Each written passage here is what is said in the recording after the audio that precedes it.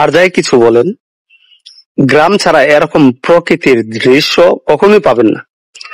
শহরাঞ্চলে আপনি যতই যান না কেন, আপনি এরকম দৃশ্য পাবেন না। তবে একটি দৃশ্য স্পটের মধ্যে একটা বিষয় আপনারা খেয়াল করে দেখুন। এক রাতের ভিতরে 5টা রুম চলে গেছে, নিচে ডেবে গেছে। হয়তো কাজটা ভালোভাবে হয় নাই। আমি ভিতরে ওই পাশে গেলে আপনারা দেখতে পাবেন, আমি অবশ্যই ওইদিকে নিয়ে যাব। তবে ওই সাইডটার হিসাব করলে দেখছেন, আমার কাছে এতই না ভালো লাগছে।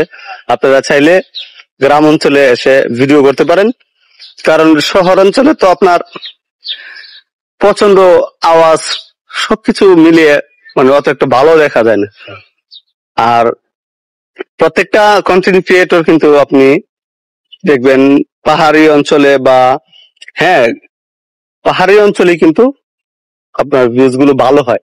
তবে আর যাদের ভিডিওতে ভিউজ এমনিতেও ভালো হয়, তারা কোন শহরাঞ্চল বলেন, গ্রাম বলেন, যেখানে বলেন, তাদের ভিডিওতে ভিউজ হয়। আর আমাদের মতো অভাগা যদি বলেন লন্ডনে গিয়ে ভিডিও করি, তাও কোনো কাজ হবে না।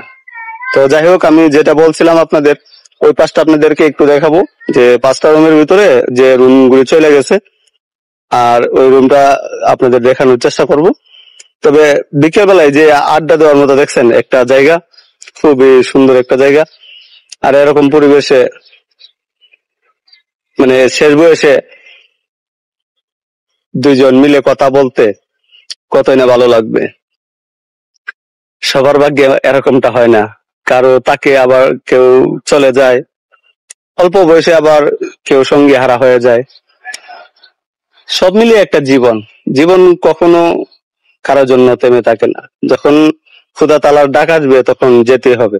তো যাই হোক, কথা বাড়িয়ে লাভ নেই, আমি আপনাদের যা বলেছি তাই একটু দেখানোর চেষ্টা করতেছি। এই যে এই জায়গাটা দেখছেন, একবারে কিন্তু মেন রোডে চলে গেছে। তো আমি এই জায়গাটা আপনাদেরকে দেখানোর চেষ্টা করেছি।